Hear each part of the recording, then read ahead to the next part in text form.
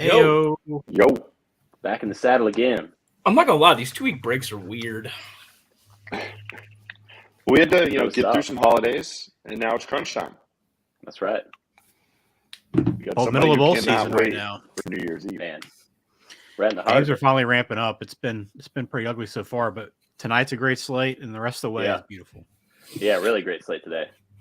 I've decided that I haven't watched a minute of bowl season up to this point, but I figure with Texas playing tomorrow that will be the start of my college bowl watching. Unless one of these games tonight gets really good, which I mean, that is a possibility always. So Now, lot do of you think points you in can play go? tonight. Yeah, do you think you can go into this Texas game like you haven't really warmed up? You're just gonna jump right into it. Ooh, You're not gonna get a practice game in. man. Run a few gassers Going on the in sideline. cold. You're just gonna.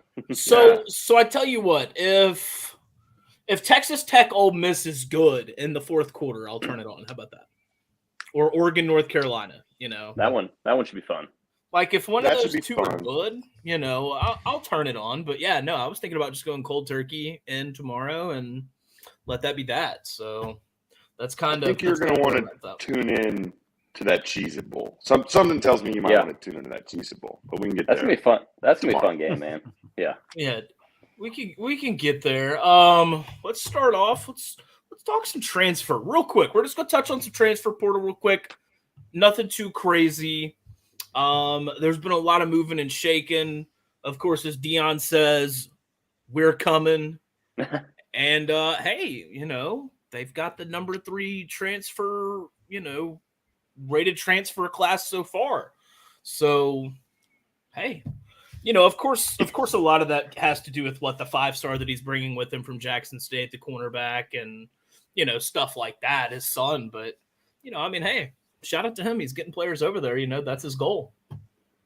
Man, nowhere to go but up out there in Colorado, and I'm excited for him, man. I'm glad that transfer portal is definitely a double-edged sword of good and bad for college football. But if you look at the good side of it, it's exciting to see a place like Colorado get a bunch of talent in there. And I mean, heck, Fox Sports came out and said that Deion's son is their preseason Heisman favorite.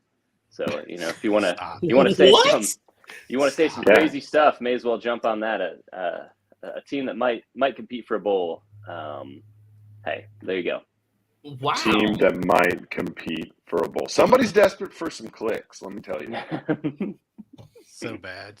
Yeah, there's I think I didn't watch much of that Wisconsin Oklahoma State game. I don't know if you guys. That's one of the few games I haven't watched just because it was later and I just didn't have the energy to stay up. That was one that had a ton of transfers, and there's still a lot of games coming up with a lot of transfers in it. It's been pretty interesting to see. I thought DJ over Clemson leaving out and going out to Morgan State. I think that's a pretty good move, and it's kind of cool that he's going to be out there with his brother playing at Oregon. That'd be a kind of cool story. Yeah, I think it's a great move. That's a team that was probably a top 3 team in the conference and just went under everybody's radar. They're getting all the coaching back and stick a guy like that. And if he can just, he doesn't have to. They don't have to be that elite team. Clemson kind of needs to get the respect and for the fans to just be okay with it. He comes in, he plays good football, doesn't make mistakes, let the defense work. Oregon State could be up there again. Yeah. So Hudson Carr going to Purdue, I'm so glad he didn't stay in state. I'm glad he went outside of state because we talked about it last time we were on the show about Hudson Carr probably going to SMU and throw for 10,000 yards. But he went to Purdue. How about this? They're saying Sam Hartman to Notre Dame is at the 1-yard line. Man. Yeah. That'll be one of the bigger moves of this offseason probably if it happens because we know Notre Dame's passing attack's just been rough for a little bit now, and bringing a guy like in there, that's a guy that you can actually, bring a couple other transfers into around him, knowing he's up there, you're going to have a good team, good program. You can convince a receiver to come in there and now to Notre Dame when maybe you couldn't before. So yeah, that's one of the bigger stories right now. Hey, Drew Pine leaving Notre Dame to give him that opportunity going to Arizona State. That was something that kind of shocked me a little bit. Tell us about Arizona State. They're actually good at something right now. Talk about it. We are good. I saw on, I think it was Google or Twitter or something like that we have the number 1 recruiting or transfer class in the country. I think that means we're getting more 3 stars than anybody else is. But it's interesting. He's talent, Dillingham, compared to where we were and where Herm left us, and Dillingham really has gone out and made it any priority. If you lived in Arizona for 20 minutes, he is knocking on your door and trying to get you to come home. His coaching staff is mostly Arizona. Cool. Jake Smith was the guy who went to Texas. He was at USC, like a 4-star wide receiver. He's coming back. So the offense should be exciting. Well, can we stop anybody? We'll see. But a lot of players have been coming back. I'm sure that's going on all over the country where, guys think they're going to get a job somewhere else and the grass isn't always greener and they're staying home. Real quick spend. I see Leary's going to Kentucky. I know you being, a Carolina guy up there. That's kind of big, huh? And a Leary guy.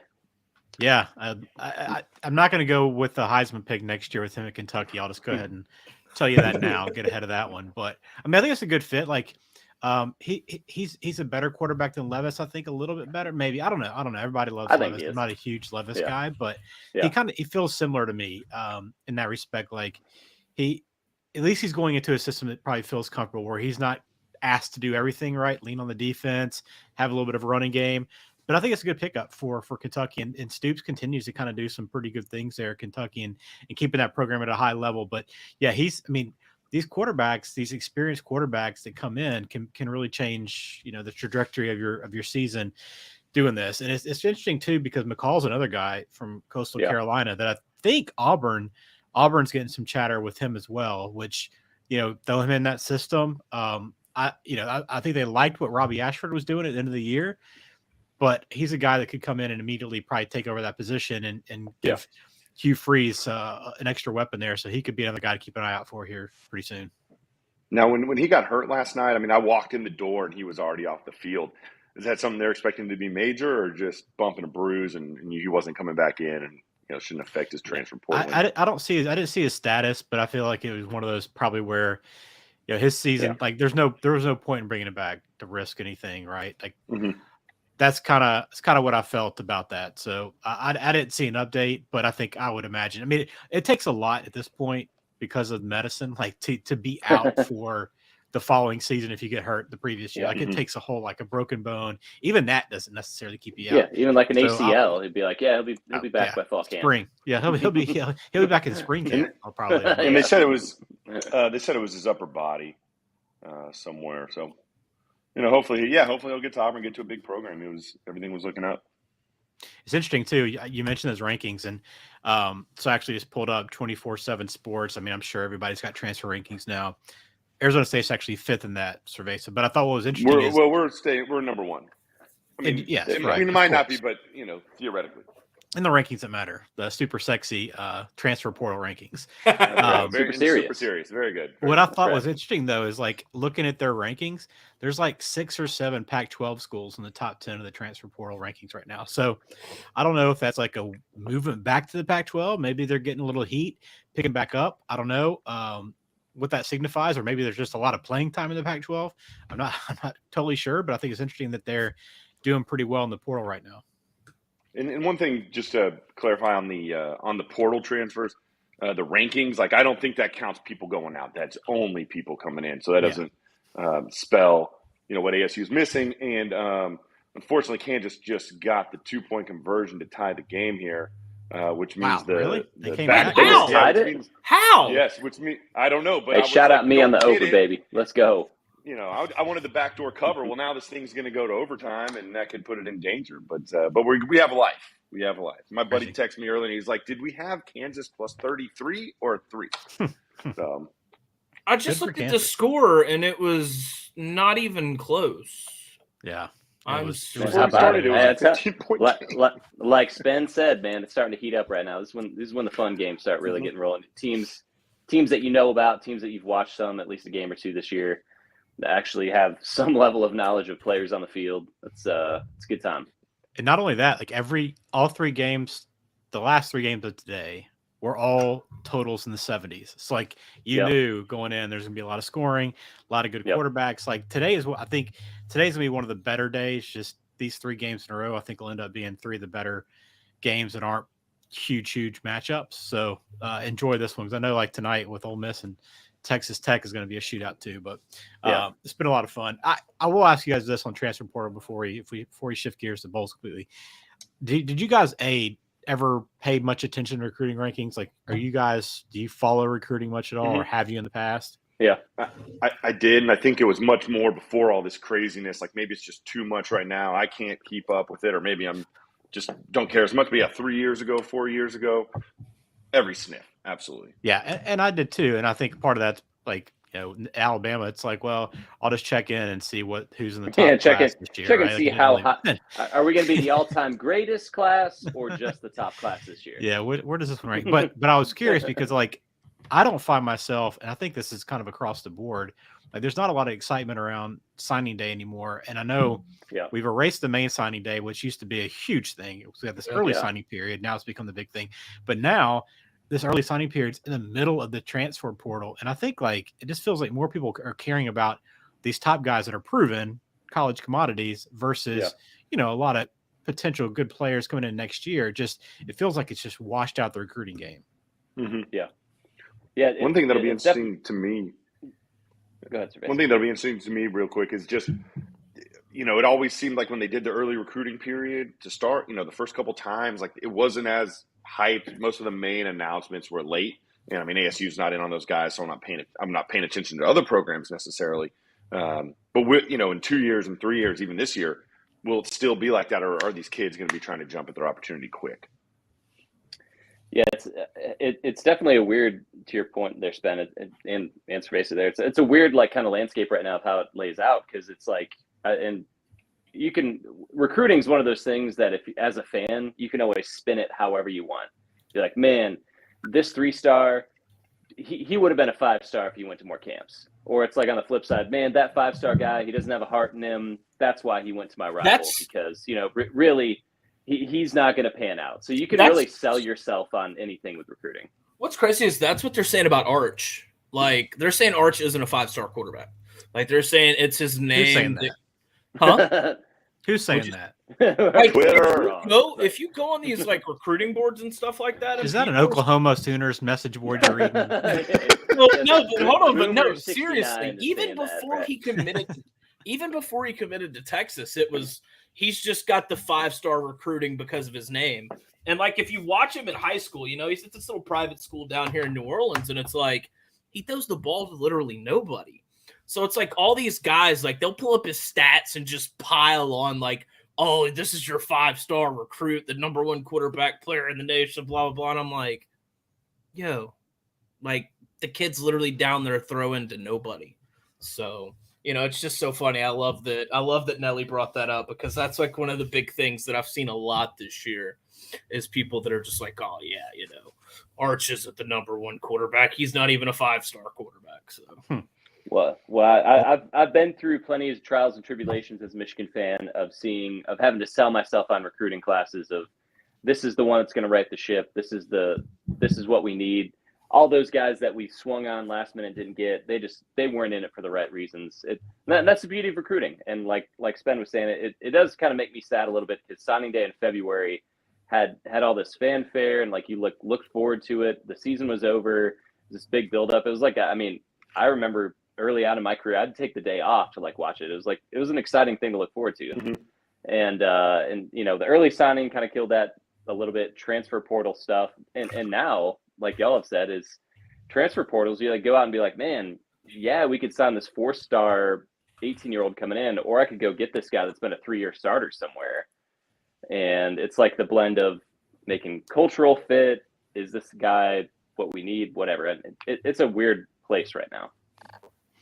Yeah, I used to read. I don't know how far y'all go back recruiting. I used to read Forrest Davis magazine. I don't know if y'all ever read that back in the day. He had like a recruiting magazine that had like all the players in it. Like there was no websites, right? You weren't going online looking at websites. You were strictly reading like this guy, a few notes, his rankings and stuff. They never changed. They were never updated.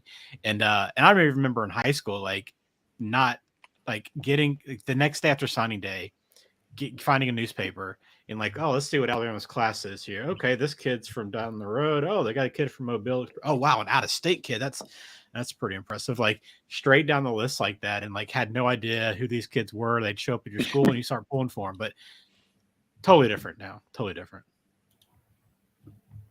I also want to throw out one thing that people probably haven't thought about is you can download a letter of intent off the internet.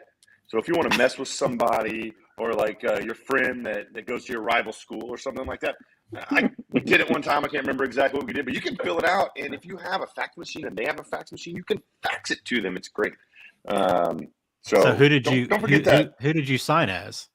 We didn't sign as somebody like my good buddy from my college roommate from ASU. His boss went to U of A, and we sent something having to do with that. I really can't recall what it was, but we thought it was hilarious. I don't think he thought it was that funny either way, but we thought it was hilarious.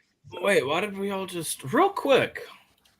I'd like to point out our friend is back. Wait, why am I full screen now? Our friend Casey is back. I haven't seen Casey. I haven't seen Casey in like 8 weeks, I feel like. Casey, I have missed you terribly.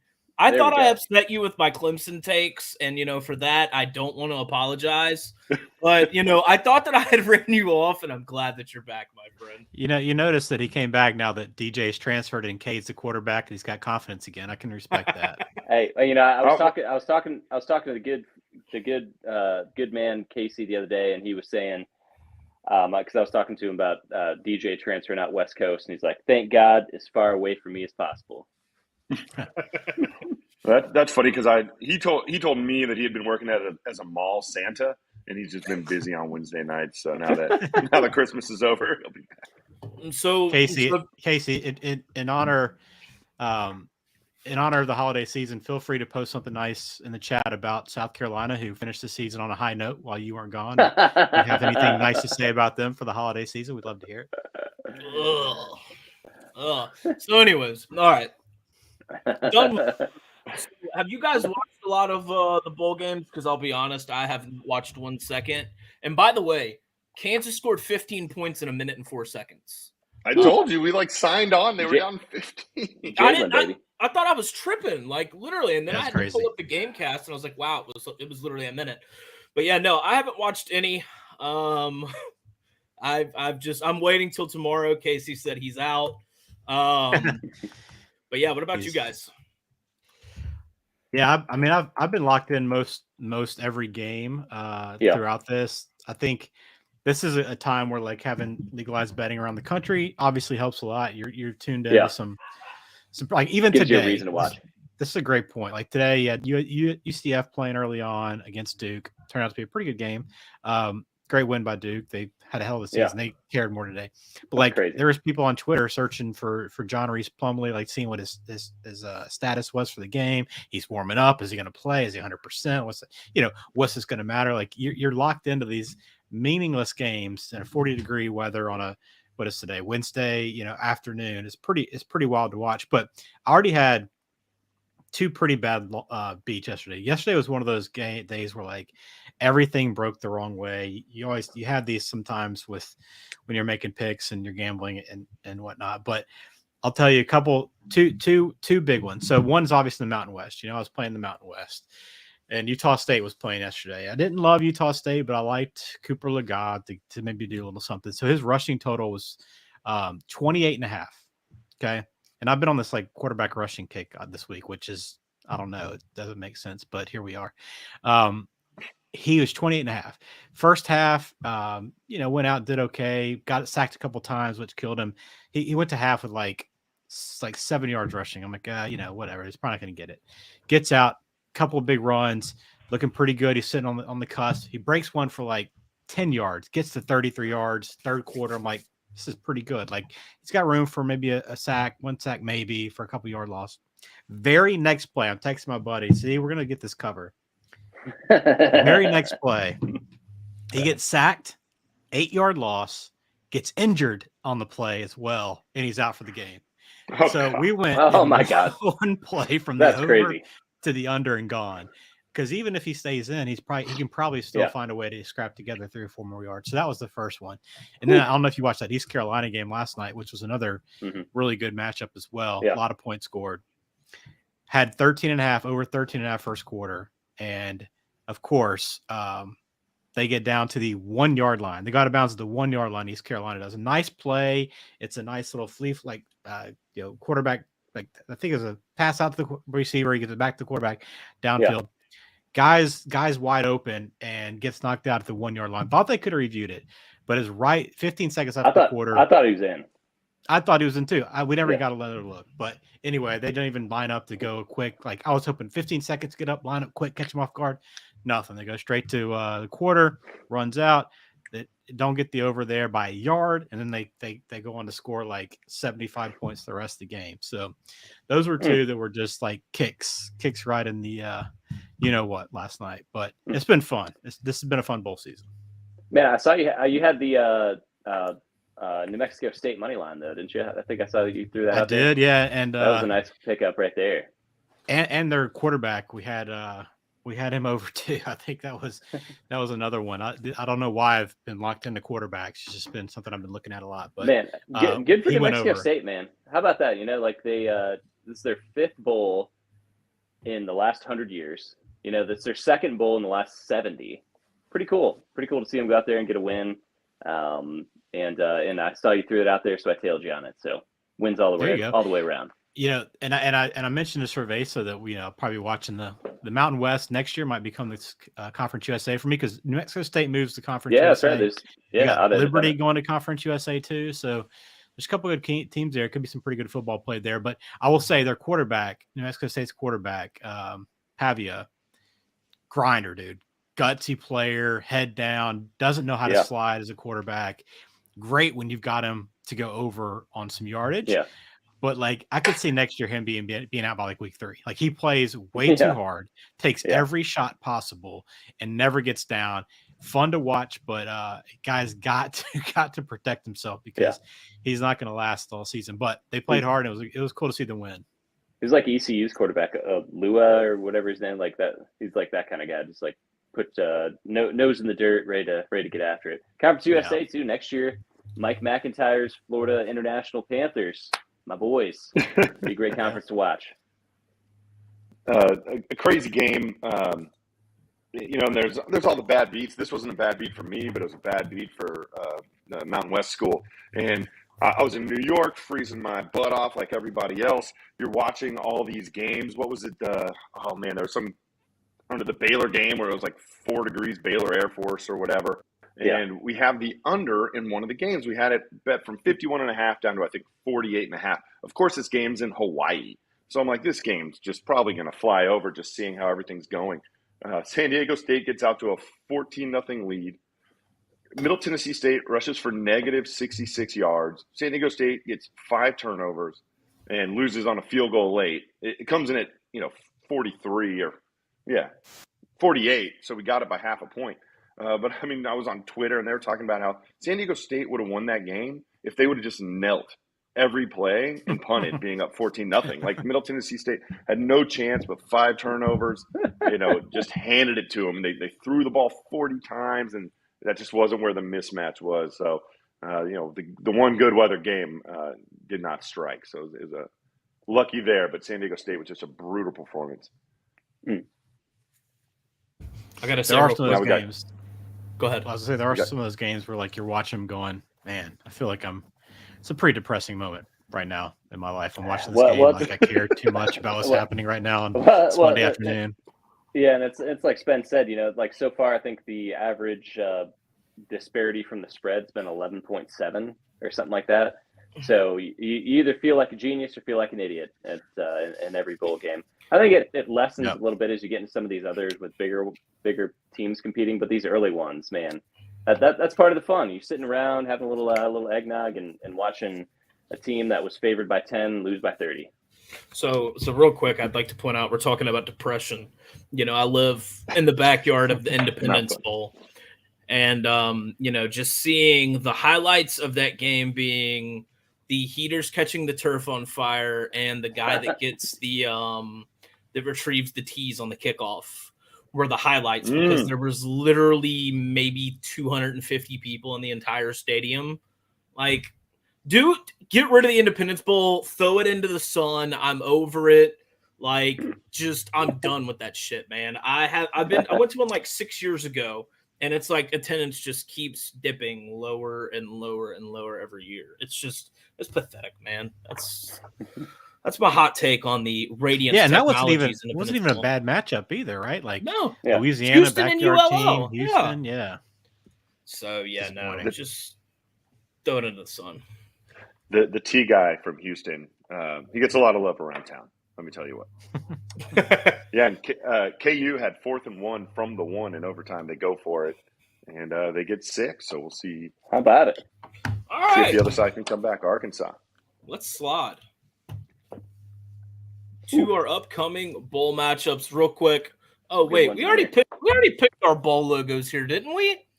Didn't we already pick them? Not I don't all of remember. Cerveza love the Cheez-It Bowl.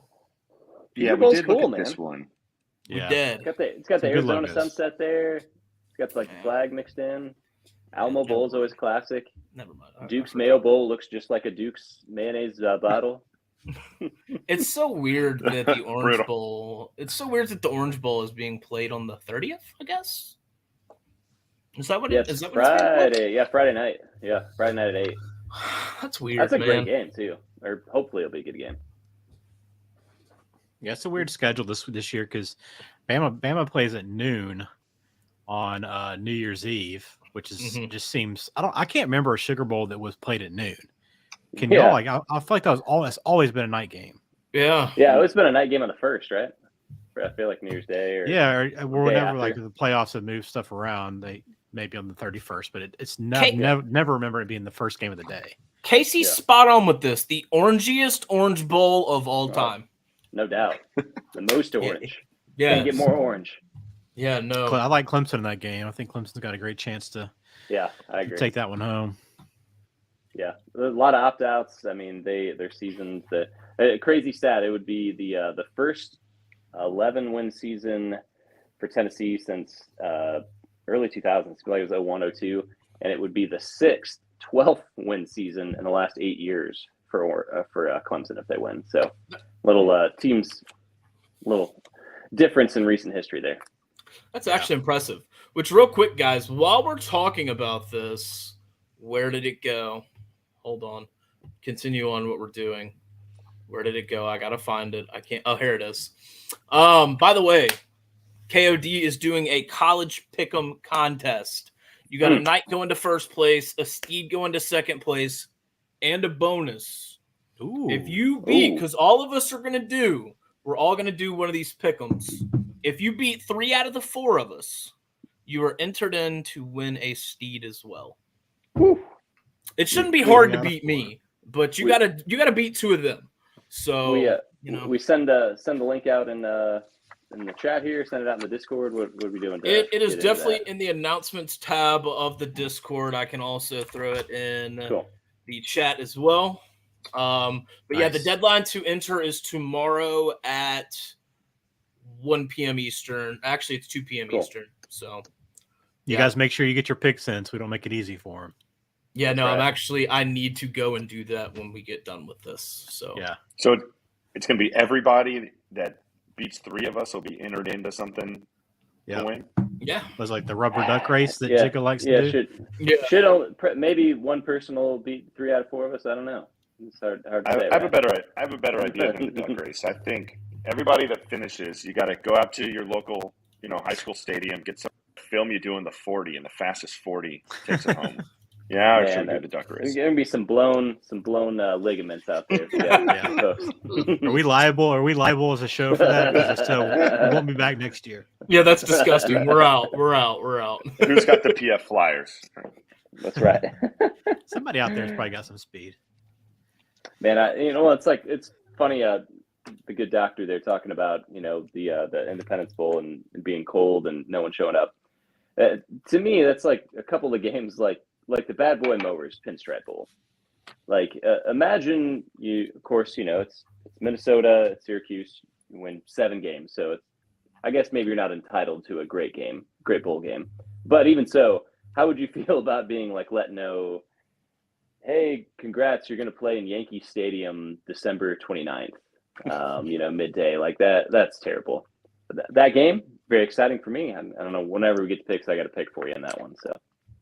That game just sounds cold, Minnesota and Syracuse.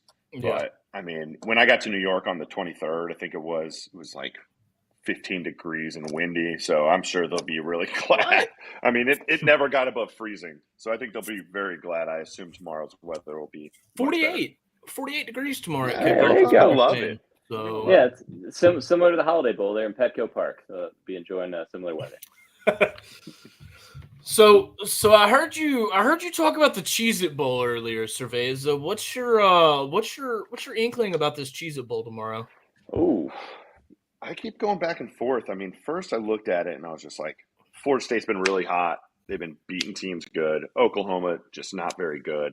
And I just kind of like that -10. I'm sure it started at a much lower number, so it's always scary to start kind of open at like 7.5 or 8. Yeah. Yeah, it's scary when you're this many points late. But maybe the over. And then also I was thinking about like Oklahoma can score. I was looking back at their schedule and all the games they lost. They weren't, after Gabriel came back after the injury, like they weren't getting pounded. They were losing by 3. I mean, it was Iowa State and it was Baylor and a couple teams like that. But maybe it's Oklahoma keeping it close. I don't know. It could be a fun game. I was just kind of saying Florida State could smoke them, and I'm sure you'll have a good time watching OU get pounded. I kind of feel like that's the way it'll go. I mean, Eric Gray's out. Gabriel's kind of a coin flip, right, if he's going to play or not. Fun fact on that game: Oklahoma was favored in 11 of 12 games this year, and won 6 of them. So how? So that's tough right there. Wow. Yeah, Norvell hadn't won a postseason game, I don't think, right? At least hadn't covered one. But I just can't get over. We talk about it, Nelly. We talk about fading bad defenses, right? And Oklahoma's defense has been so bad this year. It's hard to imagine when you have Florida State's offense, who has been clicking all year, best in the ACC, going against this defense. That the only 2 games they gave up fewer than 400 yards of offense in conference was Nebraska and Iowa State. And you guys know what both those teams do offensively. Some horrific offenses, yeah. Those were the only 2 that they held under 400 yards. And they were both at like 380. So it wasn't like it was like 200. It was like they were like 1 or 2 first downs from getting it. So it's just hard to imagine. Crazier things have happened. But I feel like you have both the motivation for Florida State. Like this is a chance for them, to go out and win a bowl game. I don't remember their bowl history. It hasn't been very 2016, I think, is the last time they won. Is that the last one? Okay. Yeah. So they have a lot to play for. Plus, like if you go out and take care of Oklahoma this week, next preseason, you're probably a top 10 team, right? Like there's a chance, maybe not, maybe right outside, but like there's a chance for them to be one of the more hyped teams heading into the year. So I think there's motivation plus a better team and a good offense. It's a good matchup overall. It just feels like to me, Florida State could go in there and just kind of make a statement. And it'll be a 10-win season for them. Yeah, which is big. And and as I was going through all the games, it's like that was something I'm really keeping my eye on is teams that a win can really just catapult you to good things. It happened with UT in that Rose Bowl against Michigan. There's some teams out there that they should be playing to keep the good times going and the continuity into next year. Hey, that was a great bowl game. That Rose Bowl right there. It was back-to-back great Rose Bowl games because you guys beat us, and then next year won all the marbles, right? So yeah, I mean, and you don't know if you could do that if you lose that game. I mean, they had Vince, so who knows? But it helps and it looks good. Well, you were, I know, Doc, you were kind of throwing us that Cheez-It Bowl, but I got to hear y'all's thoughts on the Alamo Bowl because I think that's be one of the best bowl games I think of the year. It potentially shapes up to be. I agree. Could be a high scoring kind of slugfest. I'm curious y'all's feel on that one right now. I'll say this. I don't know. Is Worthy playing? Because I don't think Worthy's playing. I don't know. Think he was. Didn't he just change his number? He's doing a lot of performance stuff right now.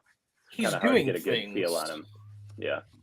I know he's changing his number and like he scrubbed all of his Instagram. Apparently he does that every few months. So hard to get a read on that. Somebody asked him if he's going to be a Texas Longhorn next year, and he's like, "Man, I'm just worried about this bowl game." So it's hard to get a good feel out of all that. But I do think that's the premier non-New Year's Six game, and probably will be better than some of the New Year's Six games. Lots of a lot of talent on the field. Talking about Cerveza said catapulting into next year. Washington has a great opportunity. If they come out and they can win this game, I mean, they would be set up for a top 10. Penix is coming back. I don't know. Lots of like in that game. I think it's both teams. I think both teams have that chance to get that catapult shot.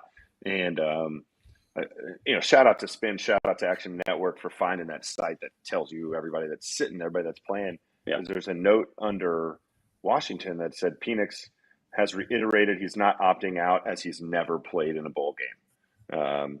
So, good for him. And I think it could be a shootout. Texas, the 4 out of their last 5 went over, aside from, I guess, that TCU game. And so maybe you're looking at over 67.5. It'd be hard not to want to, I guess, get to 3 points with Washington.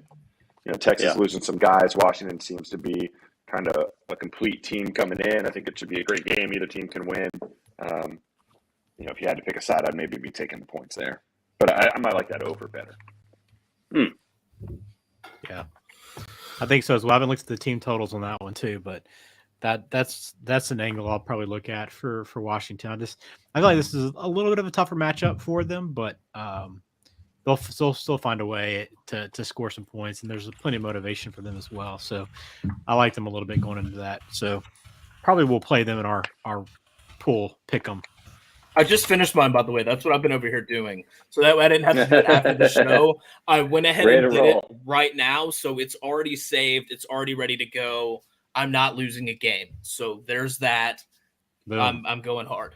So anyways, yeah, no, that should be a fun game. Honestly, Friday, besides Tennessee, Clemson, Notre Dame, South Carolina, I won't spend a second looking at that or talking about it. That's a weird, funky, fun game, though. I think so. First off, Kansas just scored to go down 2 in double overtime. They're going for it right here to make the comeback to cover complete. Jane Daniels goes down to 1, and one of our favorite teams cannot leave on a win. Back to that Notre Dame game. It's kind of too hot. Non-New Year's 6 bowl teams. Notre Dame won like 4 out of the last 5 going into USC. South Carolina, obviously, those 2 big last games. Back-to-back top 10, yeah. I think this could kind of be a fun game to watch. And a team that this show gave a hard time a lot. I think that one might be one worth watching, the Gator Bowl. Yeah, I think there's been several opt-outs on both sides, which is, I guess, just bowl season at this point. But I'm excited about that. That's actually, I think, going to be a pretty fun one. Like looking through the upcoming ones, it's almost all green lights for me. You got a couple duds here and there, but really starting like through the rest of tonight, rest of the bowl games, tune in, man. They're going to be fun. But it's perfect timing for the pick'em. You know who's not opting out of that South Carolina game? Tell me. It's a Rattler. Tell me, yeah. I figured you were going to say that. Man. I think the last time Casey was in here, I was just killing Spencer Rattler because he was the worst thing I'd ever seen. And I think Casey left and Spencer Rattler really started playing football. And so hopefully now that Casey's been back in this chat, Spencer Rattler will play like shit this weekend. What's up, Zach? Yes, go Bring him back down to earth. Yeah, bring him back down to earth. Quickly, that Washington team total first quarter 6.5, but it's minus 160. It's kind of pricey there. And it's 30.5 for the game, but it's also like minus 140. So there's a lot of juice, but I kind of like that over 30.5. I feel like they're going to get into the 30s in that game. So something else to watch. A couple other games on Friday too, I think are really good. Maryland and NC State's an interesting game. I don't know how good it's going to be with some opt-outs and with Leary leaving, but I think it's a game. NC State, if you're looking for motivation, I think NC State will have plenty of it for that game just because of the way last year shook out. They went to the Holiday Bowl and UCLA canceled last minute, and they spent all that money. They didn't play a game. Like they got pretty much screwed over last year. So I feel like they'll be motivated to get out there and play and compete and should have a pretty good matchup because I think Maryland's had a number of opt-outs too, especially at receiver. So they might not be as good and efficient passing and moving the football. So it could be a lower scoring game too if you're looking for an under. Love that under. That under. Big 10 under, baby. And the other good game I think too is UCLA and Pitt. I say good game as in the fact that I think UCLA is gonna dominate. It's a good game to bet. I guess I should say it like that. I just think with Pitt's got a lot of opt-outs, right? A lot of opt-outs. lot on defense too. I think UCLA can move the football pretty well in that one. I guess we need to see what some of those key pieces are for UCLA. I haven't seen any updates if they've confirmed for sure DTR and Charbonnet if they're definitely playing or not. But if they have all their offense in there, I got to imagine, even though Narduzzi can draw up a defense, I still got to imagine they can score. And I just think Pitt's just going to be outmatched in that one. Yeah, and don't forget, UCLA's defense can't stop anybody. So it might be a one for the over 53.5. But that's probably one of the plays I'll be looking at is UCLA -5.5 as they review the fourth down call on the 1 yard line for targeting here in wherever this game is being played. Yeah, I tell you what, absolutely love the under in that game. That's one of my plays here. Is you look in the Duke Mayo Bowl there. You got both quarterbacks aren't playing. You have two of the top 20 pass defenses in the country. I don't know how this thing is getting anywhere near 48 points, 47.5. So really like the under in that one. I think, to your point, NC State wins it, but I think it's going to be low scoring. I can't believe Little Two is a junior. Like, that's crazy. I thought he was he's been around. Feels like he's been around forever. Yeah. So real quick. I was just going to say quickly, I'll add to you, Cerveza, on your under or your over, just to kind of just pump the brakes a little. I'm not saying it's a bad pick, but I just think with Slovis out, you got Pitt offense is going to be led by, I think there are two quarterbacks that are back there have combined for like 30 passes this year. So I don't know how good they're going to be able to move the football, even if UCLA's offense isn't that good. And Pitt's got a pretty good defense. So if they are able to slow down UCLA, I think it could lean lower scoring. I don't know though. Just a thought. I've retired from gambling. I'm just telling y'all what to do with your money. So you're real just making quick, us money. What I'm gonna do, I'm skipping New Year's Eve because we've got the playoff games, and we're gonna talk about the January 2nd games, aka my birthday. Quest. Early happy birthday, good doctor. Yes. So we're gonna talk about your New Year's Day baby, huh? Yeah. So were you the first kid born on the new year? No. So I was actually born on the 2nd. My mom ended up having a C-section, but if she'd have known she'd have had a C-section, I would have been the first baby born. So it was just one of those weird things, how it happened like that. But the ReliaQuest Bowl, that must be a new, did they redo that or something? Like, what's that's the old Outback Bowl, isn't it? Is that what it is? Okay, whatever they used to play in Tampa. It was the Tampa Outback Bowl for 20 years, and I think it's the ReliaQuest now. It's played in the Buck Stadium. I think this is going to be a very emotional game. I think this will be a wildly emotional game. I just caught a fly in my hand. Holy shit, that was cool. Mr. Miyagi. No, I think it's going to be an emotional game. At the beginning of the Texas Tech and Ole Miss game, both teams took delay of games when they touched the ball. So, I think the Mississippi State game definitely – I think they'll be playing, for the coach. So, I think that's a good bet there. I think they win that game. I was looking at that, but maybe, if you want to play into that, and I haven't looked at the halftime numbers or over under or the first quarter, but, if the game just kind of starts slow, maybe some nerves and some motions for Mississippi State. Illinois, obviously, a great defense throughout the year. Maybe early in the game, the under could maybe come into play a little. Oh, okay. 46. Okay. There's just no way I could bet Illinois for that reason. Just Chase Brown's not playing. Yeah, and I think Illinois they came back down to earth quite a bit down the stretch. So I just think that even if it was just a normal game, I'd still give the edge Mississippi State. But in this one, it just feels like State has a lot to play for and would just be hard to imagine losing. I mean, it's basically a pick at 1 point spread. Right, he's got to win. So, yeah, he's got to win. So I feel like I do like that play. I didn't really pay much attention to that game, honestly, but now that you brought it up, I do kind of like that. Kansas in the Liberty Bowl. Let's go to third overtime. Man, so that's just 2-point conversions now, right? Yes. Yeah. I hate the fact that a bowl game is ending that way. I just want to throw that out there now. What's worse, bowl games ending in 2-point conversions or the World Cup ending in PKs? PKs is the ultimate way to go out, in my opinion. So I'm just going to leave it at that. Fair. I think that's the ultimate way to go out.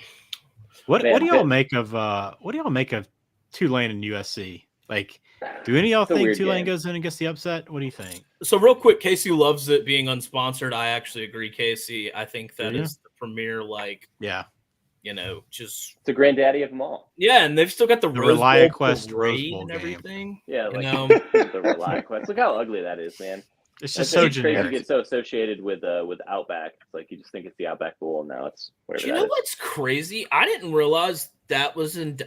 I might drive over there. That sounds like fun, man. By the way, isn't that ReliaQuest logo? It looks like a Miami logo, right? That's like nobody would associate that with Tampa. Yeah, absolutely. Those colors and everything. Not at all. Interesting, yeah. But no, I think Tulane's gonna have some fight in them. Honestly, I do. Now, I think they'll have a whole bunch of fans there too. Honestly, I think this could kind of be like a mini home game for Tulane. Mm-hmm. So I don't know. I think it's got that weird feeling of team that shouldn't win ends up getting a win. So we've seen it 1,000 times. That's what I mean. I was trying to find it all day. I couldn't find anything. I think he's that's the big question. He's still they're expecting him to be limited, like even if he, in whatever capacity is available. That's the last I saw. It's a weird game, because it's age-old thing of who cares about it more, who's actually happy to be there. Does USC feel like who cares because they blew their chance at the playoff? The talent disparity is obviously going to be big. It being closer to Tulane would be. I mean, I hope they show up well. I hope they win. I just want to see a good game out of it, but it feels like a really weird one that USC could run away with. Real quick, I type in Caleb Williams on Twitter, and it's talking about the potential 2024 draft class. Caleb Williams, Drake May, Quinn Ewers, Little Sanders, Nix, Daniels, and Van Dyke. That's a quarterback draft class. But anyways. Yeah. Back to where you were. Just looking at their injuries, I think a couple of linemen are out. They've got running back out. I don't know what the depth is at USC is right now. I can't imagine they have a ton of depth until Riley's in there for another year or two. Yeah. I just feel like they're a little undermanned for what you would expect that program to be. So, if Williams doesn't go, I think it changes a lot. Addison's not going, obviously. So, a lot of people. I mean, you get out there, Tulane keep it lower scoring. They can play some defense. I mean, they're going to be motivated to play, and I could definitely see it happening. It wouldn't surprise me. USC is a good team, but you take off a couple of those key players, which they're missing. 4 of their top 6 guys, then that's a pretty big deal. And I think, talk about a team that has to wish they were healthy for a springboard into the next year. I mean, just a team that was right on the cusp. You would love to go out and with a full team just beat Tulane by 2 or 3 touchdowns, which is possible. Obviously, this line with Tulane +2s lined with him out, you have to imagine. But go down the list. I was going to pull it up earlier, but I didn't. But go down the list of all the teams in this spot that won. Utah over Alabama, and U of H did it to Florida State, and Boise State and Oklahoma, and all those teams that weren't in the power conferences that get into the New Year's Six Bowl. If you want to bet this game, go find an alternate line of Tulane -6 or something like that, where you can get a hefty payout. Because if they're going to cover, they're probably going to win. If they're at that point, USC might have thrown in the towel a while ago. So it's probably not like a great bet, but if you want to get a plus number on the juice, try and find an alternate line. Go for base. I like it. Some points. Yeah, I can't even bet that, but let's do it. You know what's funny is I always love the fact that people bet like +2, and they bet that, and it's like at that point, like why are you not just betting them to win? Or like when they bet +1, it's like why are you not just taking them outright? So because when your idiot kicker misses an extra point, and you lose 21-20. You wish you had that point. No, it's a little bit of cushion. LSU Purdue. Oh man. I feel like that's going to be just one of those. I feel like that's one of those games LSU should win handily, but that's one of those games that LSU does every couple of years in a bowl game where they get beat by a Big Ten team that they have no business losing to, like Iowa, that, and the other. Like it just feels like it's that spot again for LSU. Man, so Aiden O'Connell's out. You lose your coach. Charlie Jones, Charlie Sizzle, as Gus Johnson likes to call him. That they're, I think LSU is going to nuke them off the field, man. I don't. They really have no reason to care. Like changing on like the coaching staff, starting quarterback out, starting All-American wide receivers out. I don't know, man. That's a ton of points. 14.5. I mean, with the hook. I don't know. If I had to pick against the spread, which I guess it will be, I'd probably take go Tigers. Go Tigers. They're missing a lot of guys there, right? Yeah. I have no clue on that game as Kansas loses on a double reverse receiver pass through the back of the end zone. And we cover. We cover down 31-3 or whatever we cover. Unreal. That's wild. What were you saying, Spin? I think they're missing a lot of guys, right? What's his face? He's gone. Both sides, Booty? Yeah. Boothead. Yeah, Booty's still he's still staying at LSU, but not playing. It's like, okay. So and I don't know what Jaden Daniel's status is. I know he's banged up late in the season.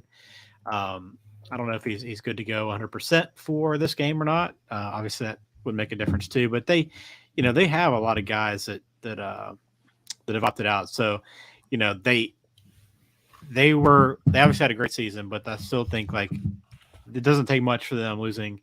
Let's see, they've opted out of 5 starters have opted out. 4 of those guys on the defensive side of the ball, 3 of them on the defensive line. So like, it doesn't take much, I don't think, for them to kind of be an average-ish team going into the postseason. So although Purdue, same way, they've had a ton of opt-outs, including O'Connell. So it's not like it's any different there. This is one of those just don't know really what to expect. Head coach leaves as well for Purdue. So like ton of turnover. So you'd give the nod to LSU just for, consistency's sake. But that's one that I'll probably just, if I'm betting on every game this postseason, but that might be one I actually lay off of. Probably not. Who are we kidding? Oh wow! Just watch that play. That's wild. So the Rose Bowl, man. Penn State, Utah. That's a fun game, man. This really is. No, I feel like this is going to be a great game. Hopefully, probably the best game of the day there. Frames Janklin, as our friend Nelly likes to say. Surely he doesn't go to Pasadena and get a win here. Surely this doesn't happen, right? That's what's tough, man. Is like you look at what they're playing for. Talking about the catapult that everybody mentioned. Penn State is looking to set themselves up for a top 10 start to the next year. Utah back-to-back Rose Bowls. They had that big lead last year against Ohio State, blew it. That was a fantastic game. I think it's gonna be a fun one. You look at it. Penn State's had several opt-outs. Wide receiver opted out. Joey Porter, fantastic corner, opted out. Other side, Utah, Dalton Kincaid opted out. But Cam Rising, Clifford, it should be a fun one. I think I would take Penn State +3 if I had to take a spot here. But I don't know. Should be a fun game though. Well, you're wrong, and don't call me Shirley. There we go. The best team in the Pac-12, man. I got it at 2.5 on my side. I borderline love it. Again, also looking at that over 52.5. That is low. Penn State, who do they play? I didn't buy them all year, and I just think Utah was that best team in the Pac-12. They've been there before. They've got the coaching advantage. I think Kincaid had been banged up for most of the year anyways. I love Utah in that spot. I mean, they're going to be playing for it. Those guys don't, that's not the kind of school that, we shouldn't be here. They're always looking to just kick somebody's butt. And it probably comes straight from their coach. So I'm laying the 2.5. I'm back into gambling. And there we go. Yeah, Utah, baby. He's back, baby. He's back. We got Cerveza back. I don't have a lot to add there. I mean, I think I kind of agree with you on all that, Cerveza. If I had to lean away, I'm probably going to go with Utah on that.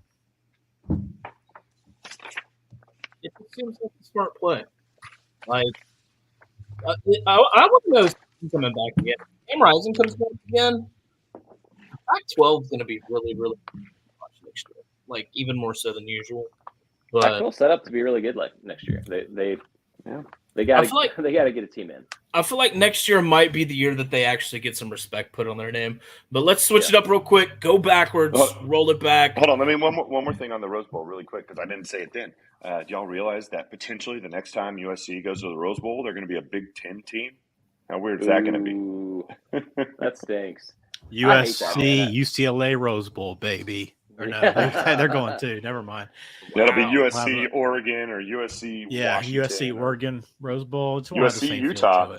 Yeah, USC, Utah, and Utah. Cerveza, of course, a USC, Arizona State Rose Bowl, pal. Come on. Ooh, I mean, listen, I don't want to brag about it.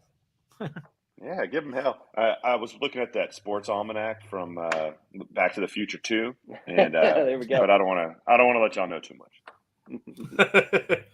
All right, well, real quick, let's spend Alabama K-State. What you thinking there? Bryce isn't playing, right? Well, I mean, listen, Bryce and Will Anderson are both playing. Oh, they are. Yeah, I need to get caught up on a few other guys. A number of defensive players that are projected first round or early in the draft that could also potentially opt out.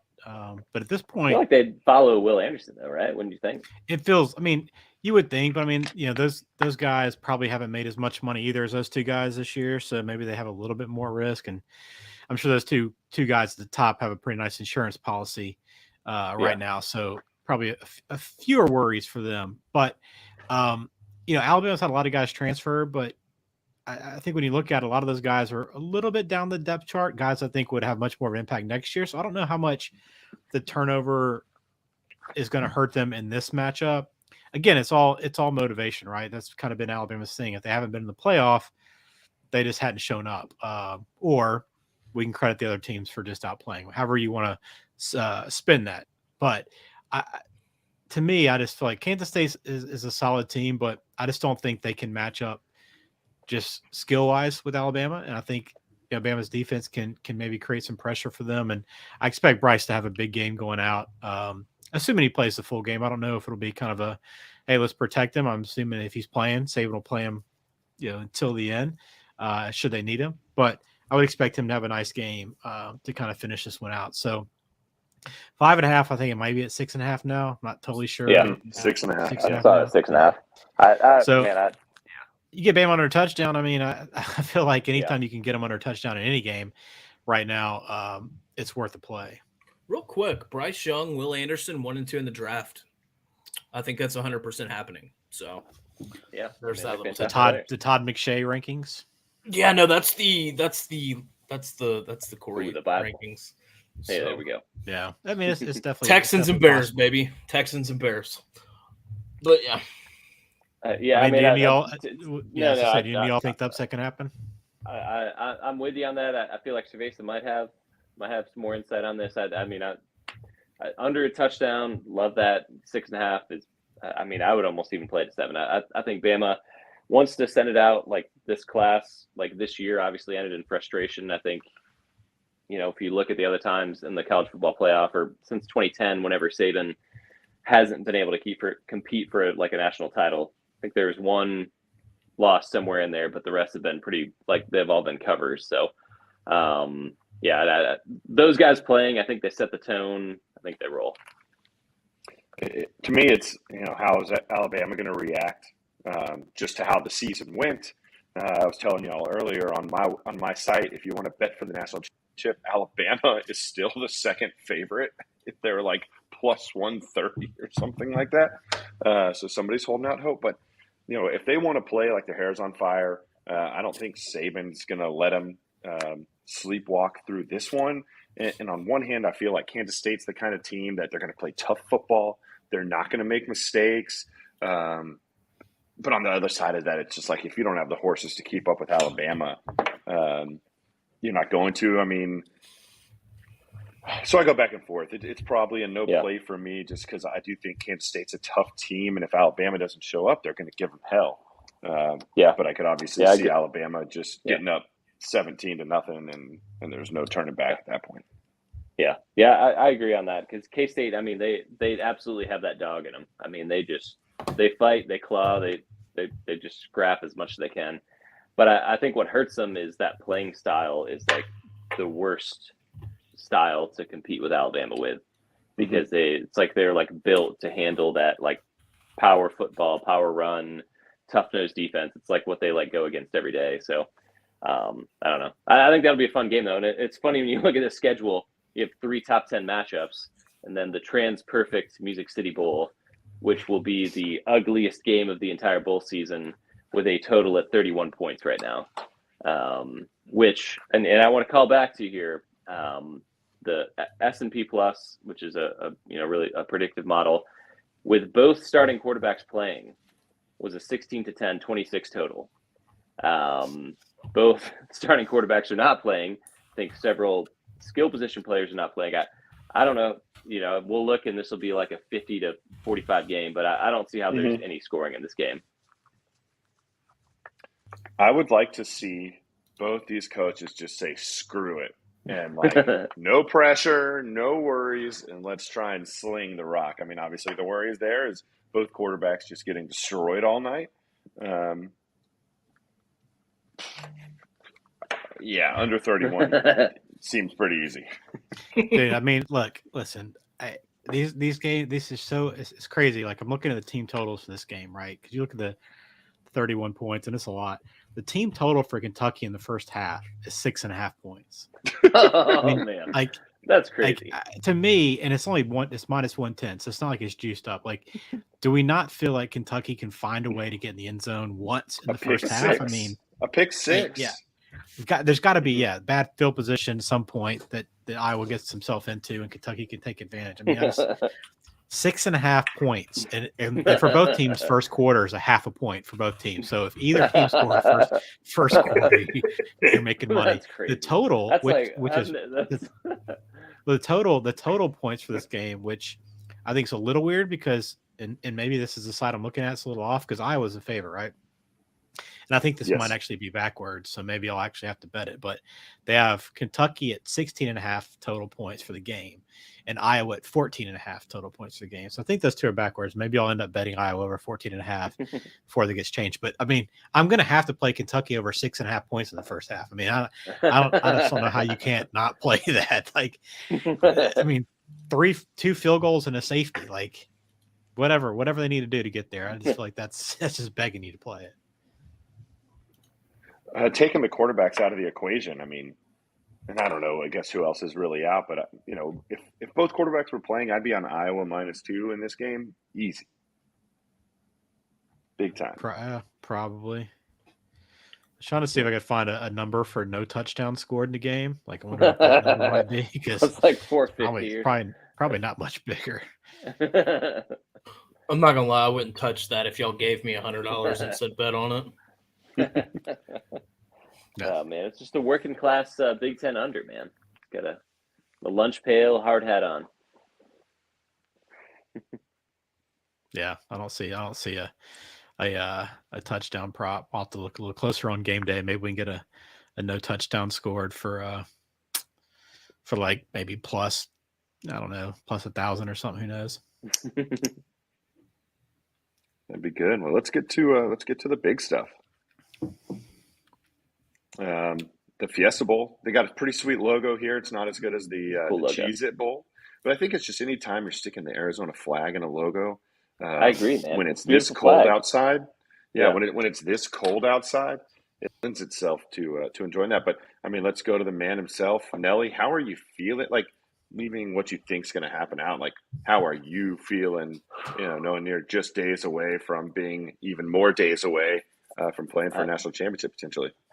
Man, I don't know, man. It's a weird feeling. So last year, and I think we caught a lot of flack for it, and it was accurate. Georgia was a much better team, but we felt like we were lucky to be there. We were just enjoying the ride. We were a team of destiny. Whatever happens, it was house money. This year, we come into it as a betting favorite to go play for a national title, and first ever 13-win season for Michigan ever. And it feels uncharted territory. I hope the moment isn't too big for the guys. I hope that, as like a pessimistic fan, there's one thing to be like, man, we didn't play anybody from a major conference to know if we measure up against other conferences. We blew through our conference schedule, but what if the Big Ten is just overrated and they lose all the bowl games? So I feel pretty good based on how we ended the year. I thought that, beating what is now a playoff team by 3 touchdowns on the road is probably the best win of the year. But I don't know. I'm excited for that game. I think both playoff games should be entertaining because they have a lot of like storylines and hopefully drama. And playoff, the first round, the semis haven't been good a lot in the last 10, since it started. So hoping for a couple good games, and definitely very anxious. I went through it earlier this season. I don't remember what the number was, but let's say there's been like 28 games, the championship and the semifinals, and like 22 of them had been blowouts. But what do you think, Spin? Yeah. I mean, I think TCU is a great story, and I think they'll have a chance. I mean, I think Duggan will give them an opportunity to keep it close. But I just look at like what they've done against the run recently. It hasn't been great. And Michigan's down. Obviously, they're top back, but they're built to kind of to wear you out. And I don't think that TCU has faced a team as physical, right, as they're going to get in this matchup with. Like I feel like they'll maybe it might be a bit of a wake up call when they go on the field and line up for that first drive and kind of see how things shake out. It could be a bit of a wake up call for them, but like I think they'll get after it, and I think it might be a live dog for a little bit, but I don't feel like TCU's got the overall game to keep up with them throughout. And I think just Michigan, as you pointed out, Nelly, like the experience now, like they no longer have that monkey on their back. Like they're now a team that they probably feel like they belong now, right? Like they kind of feel like, okay, this is where we should be. This is who Michigan is. Like let's go in here and kind of make a point. Whereas in the past, it's been like, oh man, we're back on the stage. Like, let's don't drop the ball, kind of a thing. So, just to me, I think Harbaugh feels like he seems like he's loose. I don't know if is there actually like any coaching rumors around him right now? No, every year it just kind of comes out. Yeah, I mean, he 2 weeks ago was like, yeah, I will be coaching at Michigan next year, and it's just basically anytime a job opens up that he is like some relation to, they'll come for him. But it's just kind of he put that to bed. He signed a long-term deal with us. Okay, yeah. So like that, maybe if that was in the background, possibly. But to me, I don't think it. I just can't see it happen. I'm curious. So like, because I feel like this is going to be a lower scoring game. To me, it just feels like it's going to be that way. So I just feel like Michigan, if they do get up, we can just kind of sit on the ball and just kind of take control. 33.5 total points seems like a lot for Michigan to me. Maybe I'm wrong there. I know they have been scoring, but again, they haven't played they haven't been tested yet either. It's like say that about TCU in terms of like matching up with a big physical team, but Michigan, if they kind of get in that spot where they get a little pressure on them, how will they respond too? So I just feel like 33.5 might be a little bit on the high side for me with Michigan. But I like the Wolverines to get through. Well, as the foremost expert in TCU's futures, I think they're going to keep it close. I think they're going to cover for sure. I think they're going to have a shot to win. What I would, in a perfect world for me, this game would look just like that UT game where it's physical, it's tough.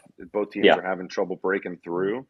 And TCU they can sling it. So if Michigan gets up, and even if they try and sit, they're going to have to keep scoring because TCU, we've seen it all season. They're a second half type of team.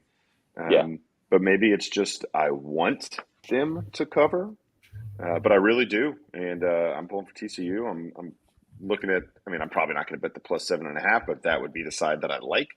And let's just pull the upset, have them pull the upset. And maybe it's a situation where it's like, you never, you haven't been there, so you're not too worried. They're playing with house money as well, So, I guess they do this thing or something like that. Go Frogs! Yeah, it's like something, two fingers. Something weird. Yeah. I heard everybody else talk. I'll keep it short, sweet. I think Michigan I think they just find a way to get it done. I think this will be probably my least. I don't know. This isn't a game that I'm going to put a lot of time into. I can be 100% honest with you Into guys. thinking about it or into watching it? Both. Both. I'm extremely compelled by this game. I can't get that Yeah. excited I think about it's a this funnel. game for some reason. I just can't. Maybe it's just because I've watched both these teams. Like Michigan always was on my TV at noon on Fox. You know, and it's non-stop. like watching. And it's like watching TCU. It's like you know what you're getting there. So it's like this game just doesn't scream exciting to me. How can you say that? Huh? How can you say that? If you say that you know what TC is going to give you, all they've done for the last 8 weeks is exciting game after exciting fun, game. Man. I think it's going to be exciting. The cardiac kids, man. They're not going to be out of it. Look, when I watched that Texas TCU game and it was putting me to sleep on the couch, at that point I was like, you know what? I'm over TCU. But I love old defense. school. It was Big Ten football. It was for sure. I love good defense. I expect Corum to have a big game, though. I really do. I think Corum. I think Corum has a big game. I do. So. It's impossible. He's not playing. He's not playing? No. Edwards against Ohio State 215, against Purdue 190. So he's stepped up perfectly fine. Oh, this thing just tricked me then. Yeah. This is what I get for looking at ESPN for anything. Man, Georgia, Ohio State.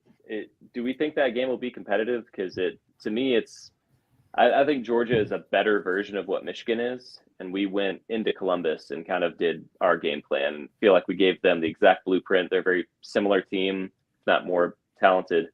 I don't know. On the flip side, you have Ryan Day basically at this point coaching for his life. Seems like if he loses to us next year, they're going to fire him. So he's kind of like on the edge, like needs a big win. Stroud wants to prove that he is a competitor, which he's been getting a lot of flack for. So a lot of interesting storylines. I just think Georgia's better. I don't know. Yeah, I'm probably gonna. I think we'll have a good feel of this game in the first 5 to 10 minutes.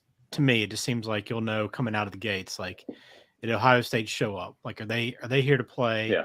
Because they've been off all year, right? I mean, their offense has still been really good.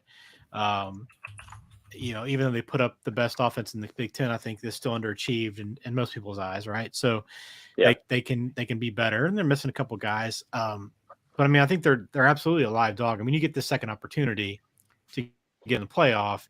Again, it's house money. Like you got nothing to lose. Probably shouldn't be there. Most seasons you probably wouldn't have gotten in that scenario. But they're there, so you got a chance. I do think there's a chance, but this team to me has been off all year, and I don't trust Stroud that much in big spots. I think Bennett's earned, like Bennett's shown that he can win these games, like, and he's that leader now that you're looking for. So to me, I think there's absolutely a chance Ohio State can win, but I don't expect them to. I feel like Georgia's just the team to beat right now across the board, and I think they'll come in and make a statement. And they're playing in their backyard. I mean, like I know Ohio State travels well, but again, they're playing Atlanta. It's it's going to be Atlanta, 75% Georgia fans, and it's going to be loud. I think you nailed it. If Ohio State starts slow, I mean, they're not going to be coming back or any of that kind of stuff. So, I mean, on my sheet, I had that I lean Georgia in the points, and even just listening to Nelly talk about it just makes me want to like Georgia. I mean, they're just, in my mind, the best team far and away. And I do think Ohio State can keep it close, but now I listen to y'all, and I trust y'all and believe in y'all. And y'all are also this whole season. There we go. Y'all have also been very super sexy and very super serious. Ooh. And I think Georgia can cover this sucker and kind of cruise into the championship game. Now, I will say, LSU, the score was 50-30, but LSU played with Georgia throughout that SEC championship. So, as good as Georgia's been, and I think their win over Tennessee was pretty impressive. Like the rest of their schedule, and again, you got to throw that Oregon game aside, right? Because it was what it was, first game of the year. Still a great win, but like they've shown times where they can get beat. And if there's an offense that gets hot, if Ohio State gets hot and they have to get in a shootout, I don't think Georgia wants to be in a shootout, right? I think they can keep up for a while, but if Ohio State's clicking on that turf, they're going to be in good shape. So it's not by no means a guarantee for Georgia, but I just feel like you're going to know pretty early whether or not this Ohio State team is focused and ready to play and will compete in that game. Well, I can't remember exactly what happened in that LSU game. Wasn't there like they blocked a field goal or a punt? That was a crazy turnover. It was a big turning point, yeah. But there was 2 turnovers like really early when it was a low scoring game, and Georgia played with their food a little bit throughout the season. Yeah, but they've been there before. They've had 2 or whatever weeks to prepare. So yeah, certainly possible. I mean, now you talked me off of them again. Thank God I didn't bet it. I mean, they were outgained by LSU in that game, so gave up 550 yards to LSU, and so look, obviously anything can happen in those games. So I think Georgia's the team to beat right now, but Ohio State, I would rather be playing TCU right now than Ohio State, probably, just because of the ceiling of Ohio State. Sure, absolutely. The good doc, what you got? What you think? I mean, Georgia should win this game, right? They should win this game. They should win this game, because I would hate to see a Big Ten championship, final, essentially. That would just be disgusting to me. Even though that was a good game, it was a fun game. We had an SEC championship last year, and it was terrible. And I just hated it. Let me ask you. I'm glad you brought that up, Doc. Because let me ask you. Number one, maybe you're hearing this, Nelly, but I don't hear anybody talking about potential Michigan Ohio State championship game. Like to me, that's like a huge story, right? You had a potential, Alabama Auburn game for a national championship. It'd be huge. Like, could this play out? But I don't hear anybody talking about that. So I don't know if they're not getting anybody a chance. Are you hearing more chatter in that? Just being in that circle, Nelly?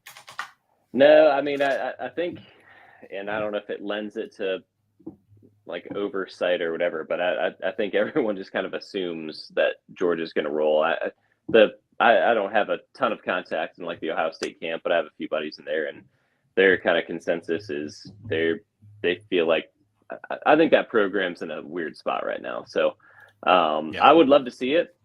I guess I don't know. I think I would rather, in a weird way, I'd almost rather go in as an underdog to Georgia than go in as a favorite against Ohio State.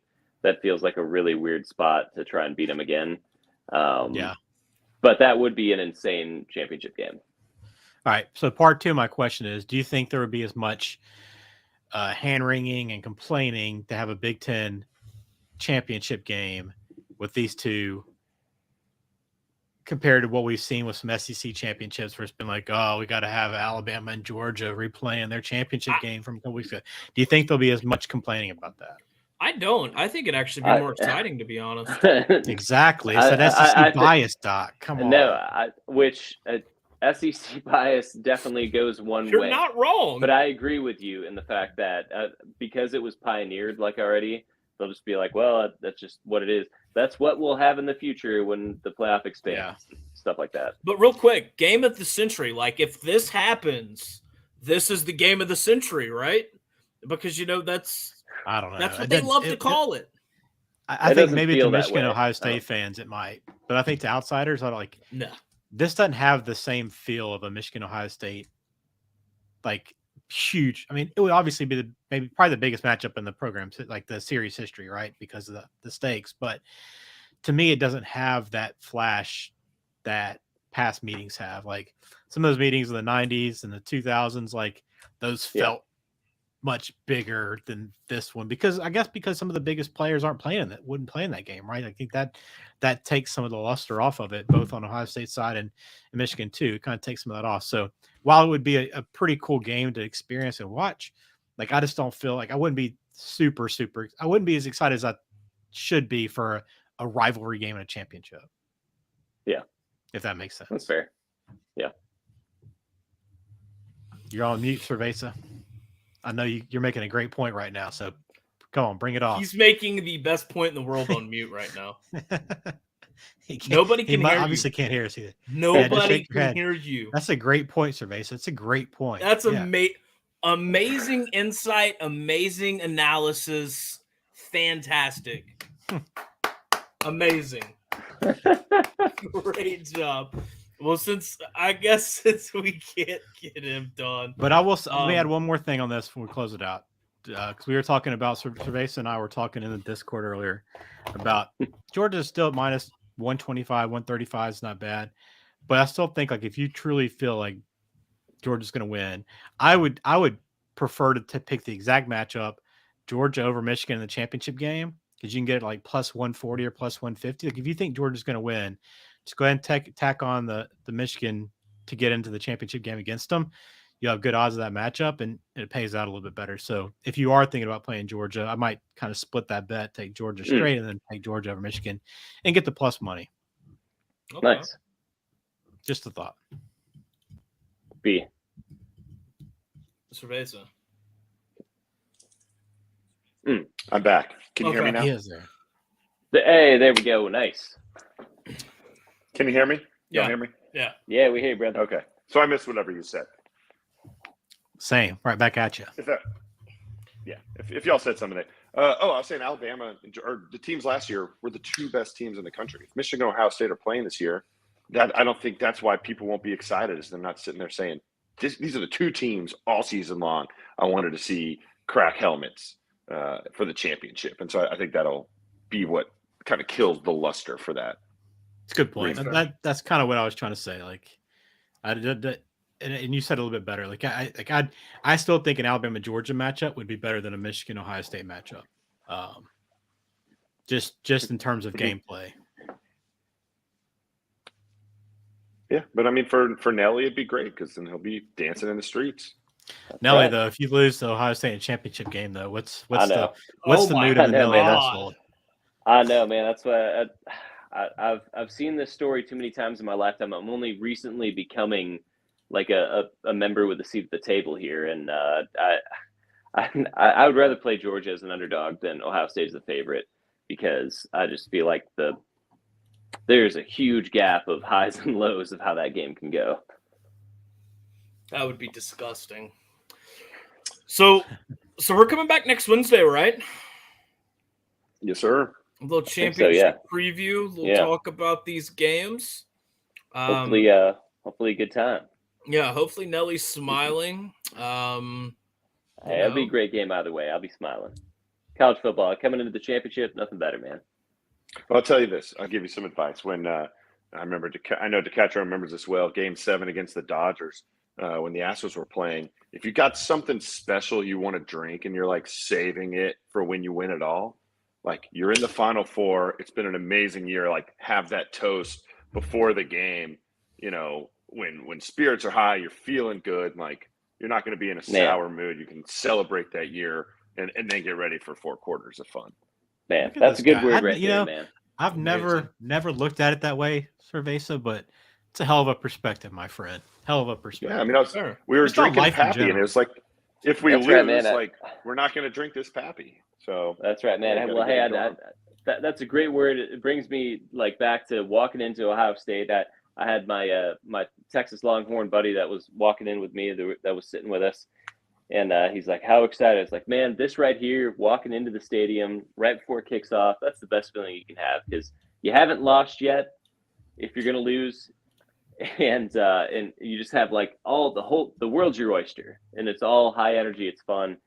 That's a good word. Celebrate being here, and hopefully take it from there.